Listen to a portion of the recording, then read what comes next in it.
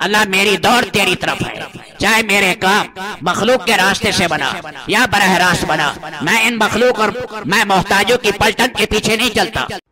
تو میں عرض کر رہا تھا یہ بیٹھے تھے وہاں، تو حضرت نے بیان کیا مولانا اسماعیل صاحب نے، تو جو امی بی تھی مظفر حسین کاندھلوی کی بیٹی، مولانا محمد الیاس کی جو نانی بنی، اس کی بیٹی تھی، اس کا نام تھا صفیہ۔ اس نے کہا میں دیتی ہوں، لوگوں نے کہا ذرا اس کی عمر زیادہ ہے، کیونکہ مولانا اسماعیل صاحب کے پہلے گھر سے ایک بیٹا تھا محمد، بیوی فوت ہو گئی۔ محمد نے سب سے پہلے میوات میں محنت کی ہے، سب سے پہلے ان کی محنت، پھر یہ اس کے بعد ان سے نکاح ہوا، اللہ نے یہ دو ہیرے دیے، محمد یحییٰ اور محمد الیاس۔ محمد یحییٰ سے ہوئے محمد زکریا اور محمد الیاس سے ہوئے محمد یوسف۔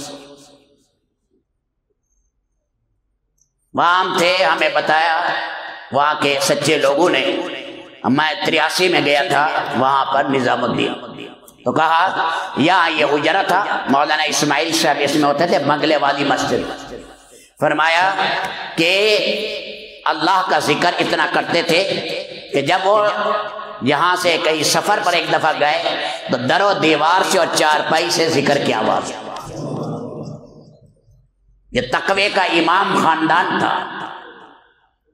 مولانا محمد الیاس صاحب ایک دفعہ بہت بیمار ہو گئے، نا امید ہو گئے، والدہ نے چادر ڈال دی، پتلی نبض جو ہے وہ برائے نام تھی، نا امید تھے، اور والدہ جو پہلے زمانے میں تختہ سا بنا دیتی تھی، نماز میں کھڑی ہو گئی، بس وہ نماز میں لگی رہی۔ اتنے میں مولانا کی آنکھیں کھلی، ان سے کہا، انہوں نے نماز مختصر کی، کہا کیا ہوا؟ کہنے لگے کہ دو آدمی آئے، یہ واقعہ لکھا ہوا ہے، مولانا افتخار صاحب نے لکھا ہے، میں اپنی طرف سے نہیں بنا رہا۔ دو آدمی آئے حسین، مجھے لے گئے میری روح کو، اور عجیب و غریب لے گئے۔ آگے جہاں پیش کیا انہوں نے کہا ابھی تو ہم نے ان سے کام لینا ہے، کہاں لے کر آئے ہو؟ تو سارے وہاں ہنسنے لگے، کیا ہے کا کام لیں گے اس لکنت والے سے؟ حضرت لکنت تھی، زبان میں لکنت۔ مولانا عبید اللہ سے میں نے سنا کہ 10 بار سے زیادہ تو میں نے اٹکن دیکھی ایک لفظ میں، اتنی لکنت۔ جب دنیا سے گئے روتے تھے بہت زیادہ، زاروں قطار روئے، سوائے چمڑے ہڈیوں کے اور کچھ نہ رہے۔ آخر میں آخری زندگی میں بیماری میں عطا اللہ شاہ صاحب بخاری رحمۃ اللہ علیہ بھی گئے، اور مولانا منظور احمد نعمانی نے کان لگایا حضرت کے منہ سے، اور حضرت بات کہتے تھے وہ شاہ صاحب کو بتاتے تھے۔ شاہ صاحب کہتے تھے یہ تو غم کا پنجرہ ہے، غم ہی غم ہے، سراپا غم ہی غم ہے، غم ہی غم ہے۔ جب فوت ہونے لگے تو مولانا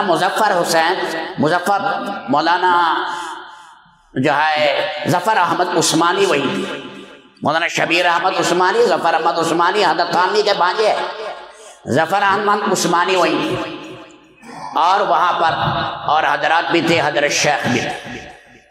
تو شیخ نے کہا بھائی سوچ لو ہم تو جانے والے ہیں، اور بھائی کون پیچھے کرے گا؟ کہ حضرت کس پر اعتماد ہے؟ کہ اعتماد تو سب پر ہے، ذرا ان 6 میں دیکھو زیادہ ہے۔ یہ 6 تھے، مقبول حسین گنگوہی، قاری داؤد، قاری رضا۔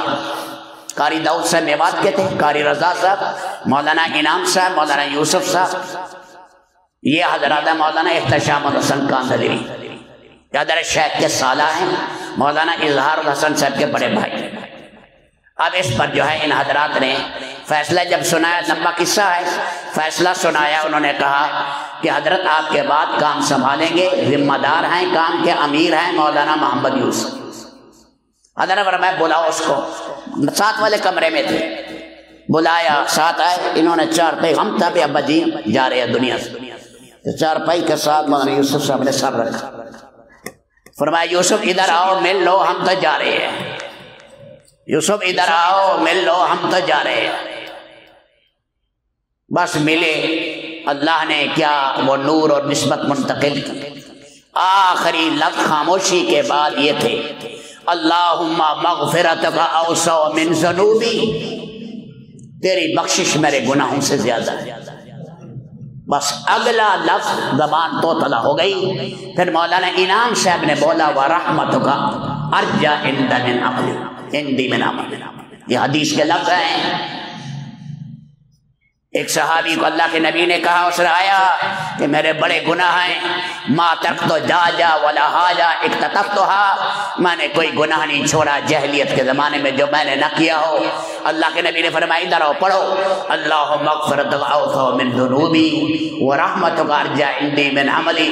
پھر پڑھو 3 دفعہ پڑھا. جاؤ اللہ نے تمہارے سب گناہ معاف کر دیے، اللہ نے سب گناہ معاف کر. بس یہ آخری لفظ ہیں حضرت مولانا الیاس صاحب رحمۃ اللہ علیہ کے دنیا میں جاتے ہوئے یہ دعا زبان پڑھتے. پھر میرے دوستوں مولانا یوسف صاحب رحمۃ اللہ علیہ نے انتھک محنت کی.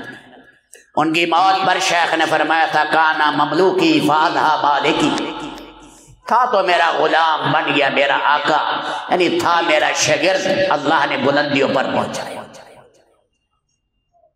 یہاں ہمارے قصبے مرج میں بھی آئے. میں نے ایک ساتھی سے پوچھا جس نے قصبے مرج میں حضرت کا بیان سنا.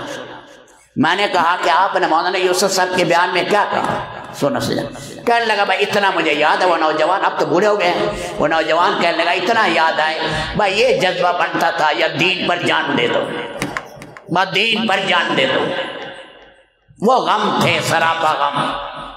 رب العالمین نے مشرق میں مغرب میں ان سے کام لیا، بدر میں جا کر بیان کیا. حضرت زبان ذرا عربی اتنی فصیح نہیں تھی. مولانا عبید اللہ صاحب وغیرہ کھڑے تھے تو وہ بولنے لگے عربی میں. عربوں نے کہا نہیں یوسف کی بات سنی. مولانا یوسف صاحب فرمایا اس کی بات کیا ہے؟ وہ ہتھوڑا ہے. فرمایا ہمارے دلوں کو جھنجھوڑنے والی ہے. وہ حضرت بیان کر رہے ہیں بدر میں بدریوں کی زندگی، ان کی ساری آنکھیں بہ رہی ہیں عربوں کی. اللہ نے ان کے درد پر پھر مشرق مغرب میں یہ کام اٹھایا. رب العالمین بیمار ہو گئے تھے بہت زیادہ، جسم میں پھوڑے نکلے. پھر اب دوسرے کو بیان کیا، پھر تشفی نہیں ہوئی. چارپائی پر تھے، سپیکر وہی لے لیا. پھر نیچے انہوں نے برتن رکھا، لہو نکلا، پاؤ 1.5 پاؤ نکل گیا. لیکن غم میں بولے جا رہے، غم میں بولے جا رہے. آخری آپ بیان بھی سنیں، میرے دل میں درد ہے، سنو میری بات. لاہور میں جب بیان کر رہے ہیں میرے دل میں درد ہے، سنو بات. کیونکہ دل کی تکلیف پہلے ہو چکی تھی. وہاں اللہ نے پھر ان سے کام لیا. رب العالمین نے یہ اپنی زندگی میں حیات الصحابہ لکھی ہے. حیات الصحابہ جب شیخ الحدیث مولانا زکریا نے حکایات صحابہ لکھی تھی تو وہ چھپ گئی. حضرت رائے پوری لیتے تھے. فرمایا ماشاءاللہ بڑی پیاری کتاب ہے حکایات صحابہ. صحابہ کی زندگی امت کے سامنے آئی. جب یہ چھپ کر آئی حیات الصحابہ تو حضرت رائے پوری فوت ہو گئے. ایک ساتھی نے کہا کاش آج حضرت رائے پوری زندہ ہوتے تو کیسے لاؤٹ پوٹ کرتے، کیسے لاؤٹ پوٹ کرتے. عطا المنعم شاہ بخاری کہتے ہیں میں آیا مولانا یوسف صاحب کے پاس جب ملتان آئے. میں نے کہا وہ ہاتھ دکھاؤ، وہ زبان دکھاؤ. میں نے ان کی زبان بھی، منہ بھی چوما، ہاتھ بھی چوما کہ جس کے ساتھ تم نے یہ حیات الصحابہ لکھی. صحابہ کی زندگی کیا ہے اسے پڑھو، گھر میں رکھو، روزانہ پڑھو، 2 صفحے جم کر پڑھو. ادھر ادھر کی مت مارو ہوائیں خیر، کوئی فائدہ نہیں ہے. نبی کی زندگی، صحابہ کی زندگی اصل ہے.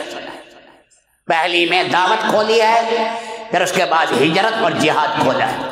دوسری کے اندر پھر اس کے اندر اختلافات سے بچنا، خلافت. اس لیے کہ یاد رکھنا ایک بات، محنت دین کے بعد رب العالمین انعام دیتے ہیں. خلافت ایک انعام ہے. نیک زندگی معود ہے، ہم سے مطلوب ہے.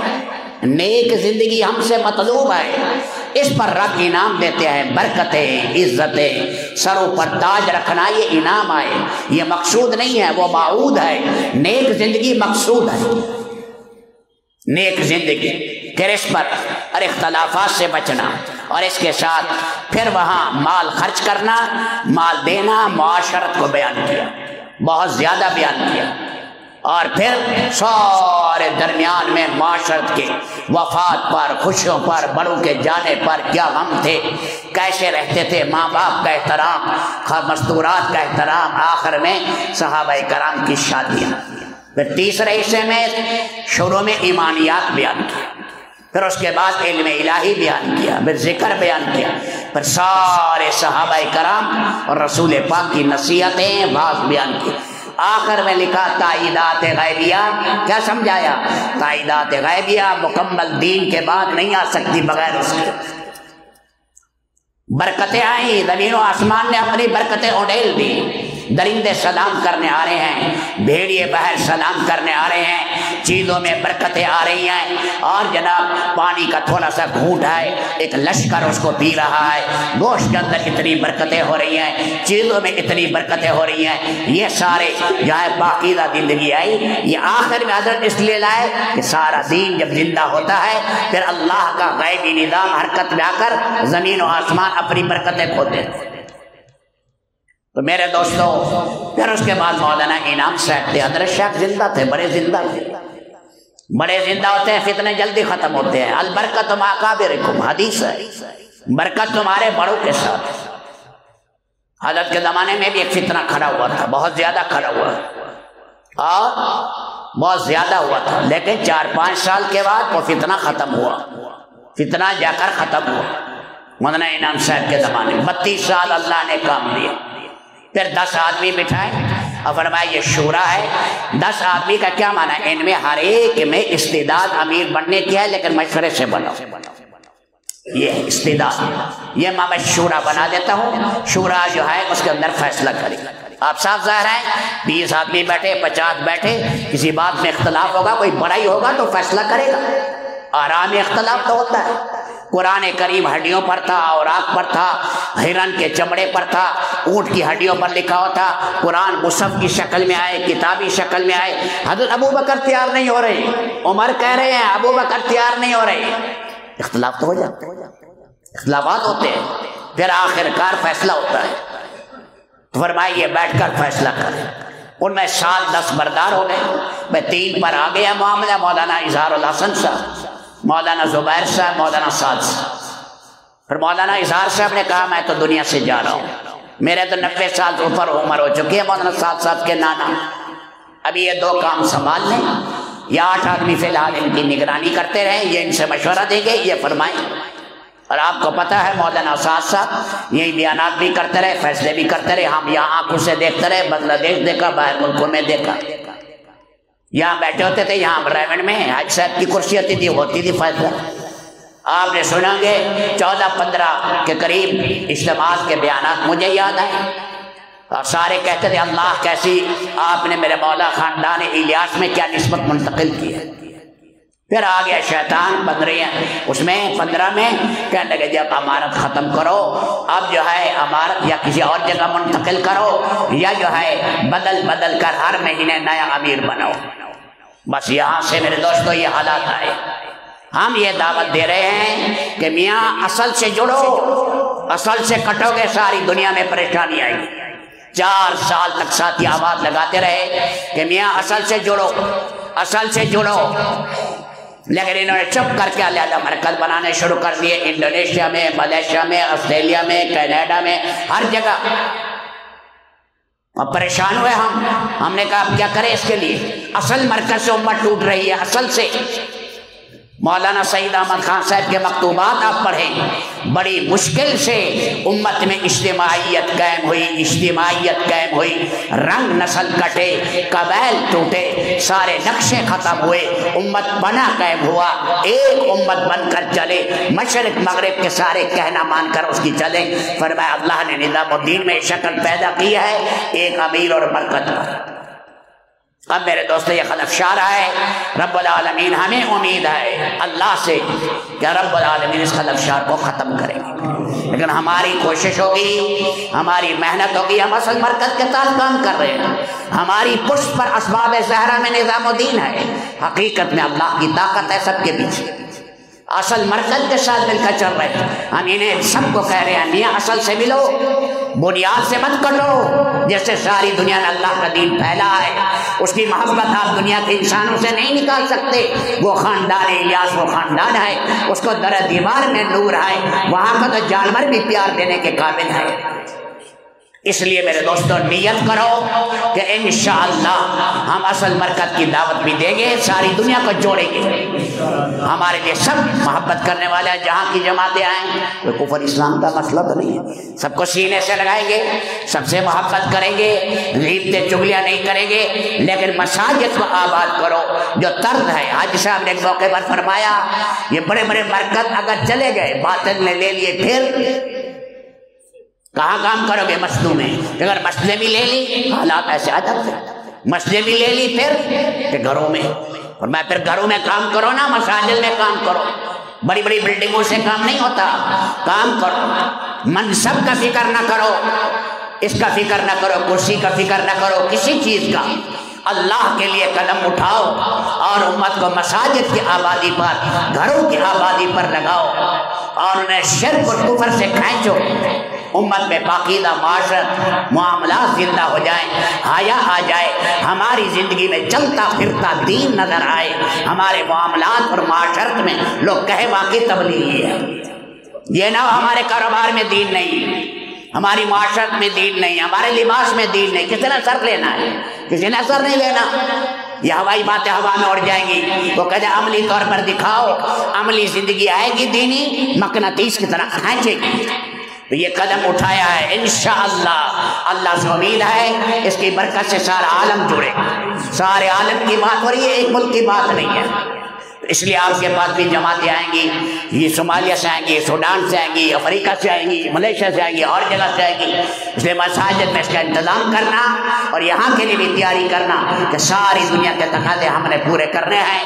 یہ نہ دیکھیں تھوڑے ہیں، یہ 500 کا قریب مجمع ہے، نہیں، اللہ پاک جب کام شروع ہو جاتا ہے اللہ ہی محبوبیت ڈالتے ہیں اور رب العالمین سب کو سب لوٹائیں گے۔ ہماری سب کے سب حضرات کی محبت ہمارے دل میں ہے اور ہم یہی دعوت دے رہے ہیں، اسی اصل سے جڑ جاؤ، اصل کے ساتھ جڑو۔ اللہ کے لیے دوبارہ یہ کام نہ کرو کہ اصل کٹ کے ہم نیا اپنا کام شروع کر دیں اور ہم جو ہے سارے ملکوں میں اپنے مرکز بنائیں، نہیں، ہمارا بڑا مرکز کھڑا ایک ہے۔ اللہ میری دوڑ تیری طرف ہے، چاہے میرے کام مخلوق کے راستے سے بنا یا براہ راست بنا، میں ان مخلوق اور میں محتاجوں کی پلٹن کے پیچھے نہیں چلتا۔